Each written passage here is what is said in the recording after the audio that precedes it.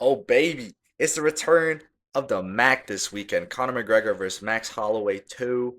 Very excited. This has been highly touted for a while. I'm very excited for it. I think the whole card is awesome. I think it's filled with bangers. I mean, just look at some of the prelims here. Of course, we have Robert Whitaker's debut at 205, Cable Stevenson debut. Don't really care. Not a great guy. Cody Garbrandt versus Adrian Yanez is fireworks at bantamweight. I think Cody probably gets put to sleep. Maybe he pulls out the dance moves again. But yeah. And of course, Luke Riley's back as well. I think he's going to put a performance on Kai Kamaka the third. The early prelims as well. A bunch of great fights here. But we are going to be taking a look at the main card. Of course, starting off with King Green versus Terrence McKinney. Now, this will just be a quick breakdown of the main card fights. I don't want to overbear people who are watching this, but of course, this fight is going to go down exactly as advertised. It's fireworks from both sides. I'm a big King Green fan, have been for a long time. I think all around he's a better fighter than Terrence McKinney. I think he's got better boxing. I think he's got better wrestling. I think he's got a better ground game. But Terrence McKinney has that X factor of being a complete psychopath in the first round. I think he's going to come out just like every fight he does and just put it to Bobby Green early. Green struggles, these young guys up and coming. He tends to get chinned by them, and by God, the man is old and he doesn't have a great chin. Um, I think he has the capability, if he survives the first round, to take him into deep waters and outbox him the rest of the fight. I absolutely think that is a thing that could happen. Do I think it's likely? No. I think Terrence McKinney is going to come out guns blazing. I think Bobby Green's going to stand there like, What's up?" with his hands down, and I think he's going to get caught. As much as I hate to say it, I think both of these guys are, very exciting fighters. But I do see this ending early, Terrence McKinney by knockout. The only other way it could go is King Green takes it into the later rounds and beats the brakes off of him in the second and third. And I don't even think he would. I think he would finish him if it went late. I think Terrence would gas out. But regardless, I'm taking Terrence McKinney early round one knockout. Moving on to the next fight. Loner Kavanaugh versus Brandon Raw Dog Royval. Maybe the best nickname in the UFC. Yeah, but unfortunately, not for this fight. I think Loner Kavanaugh is going to stop him. Uh, he's too precise. He's obviously not the biggest guy at flyweight, but he is explosive as hell. And I think he has got that X factor as well, where he's coming in with a lot of momentum. Brandon Royval is fighting for a lot right now. The being stopped by Cop, the knockdown in the final moments by Van. It's just he's been in a lot of wars, and he's a very entertaining fighter, and he's willing to put throw himself into the fire. That being said, he's taken a lot of damage over the years, and his sort of approach of light, like sort of you know the light boxing where he's throwing the jabs, he's throwing until he can find something that he thinks is good, and then boom, he throws like that too or something. But I just don't think that works against a guy like Kavanaugh. I think he's got too many tricks up his sleeve. I think he's gonna probably even toy with him for a while into the later rounds and then find a finish. So I'm taking Loner Kavanaugh by finishing the third, I'm gonna guess. I would not be surprised if it ended earlier than that. Of course, the next fight now, Corey Sandhagen versus Mario Batista. Now, I would also like to say I'm picking against my the fighter I like more again, Corey Sandhagen. Obviously, some highlight finishes with his time in the UFC. I don't he hasn't really brought that out in a while though. I think he's kind of been shut down a few times by some high level grapplers. I think Batista gave a very competitive fight to Umar Nurmagomedov, and I don't think it's going to be an exciting fight. I think it's probably going to be a snooze fest. He probably holds him up against the cage, stall positions, doing whatever he can so he doesn't have to stand and deal with Corey Sandhagen's excellent distance management. But I think he's going to overcome those difficulties, and I think he's going to keep his hands wrapped around Corey Sandhagen. pause the entire time. I think it'll be a decision. I think it'll be a damn boring decision. Maybe a 29-28. Corey sneaks something in there. It's always possible. Corey comes out as violent as ever, and he lands something. He lands something crazy. I'd love to see a flying knee to the dome piece. Don't think it's going to happen, though. I'm taking Mario Batista by decision here. Co-main event of the evening, Benoit Saint-Denis versus Paddy Pimblett. Another really interesting fight.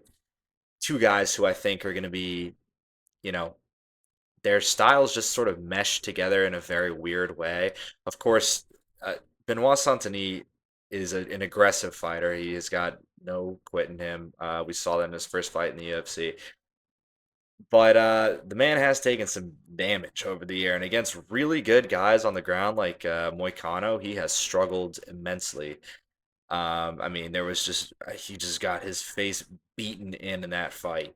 And even with the win off of Dariush, does it really matter? I mean, you could flick the guy on the cheek and he would get knocked out, Dariush. So, you know, as legit as that win was, I don't think it does a lot for him.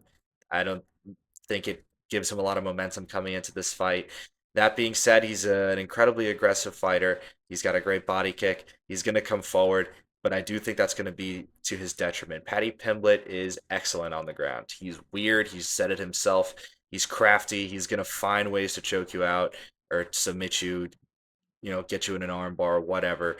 And I think that's exactly what he's going to do. I think he's going to take advantage of Santini being too aggressive. I think he might catch one of those body kicks, take him to the ground, and he's going to find a weird submission. Even if Santini is out wrestling him, if he decides to go down that route, I don't think it's going to do him very good. I think once it gets to the ground, he's got no chance against someone like Patty. And I see this ending in a weird way. I think Patty's going to get a weird submission. Uh, you know, maybe for the fans, like a damn omoplata or a gogoplata, something like that. It'd be really cool to see. And I think that's what's going to happen. So I'm taking Patty Pimblett by sub here after a crazy first round. Now, of course, the main event of the evening, Conor McGregor is taking on Max Holloway.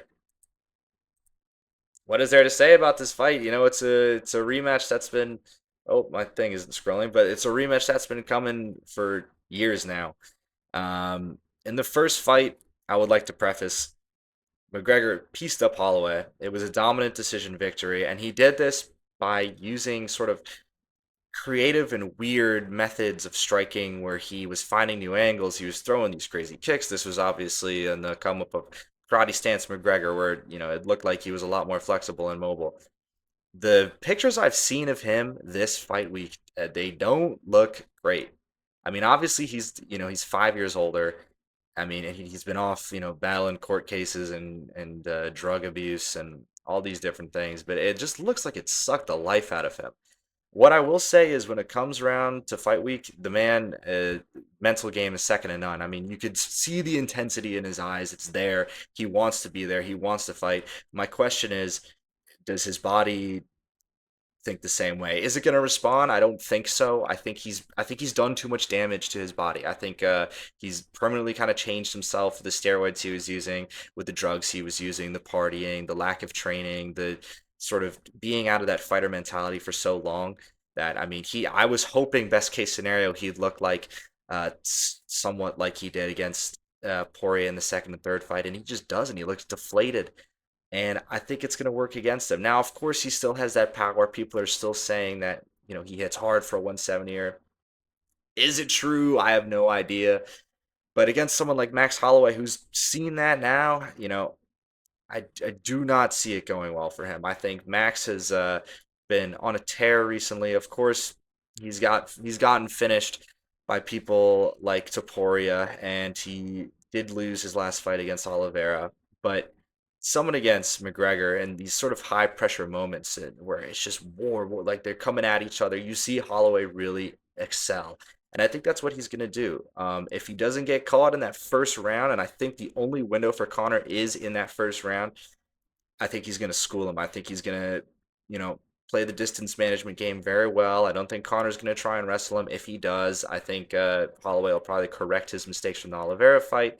I think he's going to take him into deep waters in the second and third, and I think he finds a finish in the fourth. As sad as that is to say, I don't see this as a good return fight for McGregor. I wished he would have fought someone like Chandler before he fought Mauricio Hufi. Like it, that had a little more substance to it. But hey, maybe McGregor wins this fight. Maybe he knocks out Max Holloway, moves back down to 155, fights Gaethje for the belt, knocks him out, and we all ride off into the sunset. Do you believe in magic? Because I don't. I don't see that happening. I don't think he's going to be successful in this fight. That being said, I'm very excited for the card. I hope you all are as well. Feel free to tail these picks on whatever degenerate casino gambling site you're going to use. I know I will. And I will see you in the next video.